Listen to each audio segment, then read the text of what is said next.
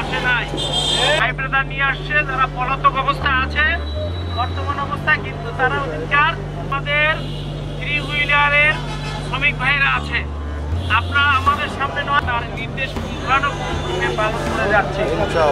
আপনারা যারা সম্মানিত সাংবাদিক ভাই ও বোনেরা এসেছেন,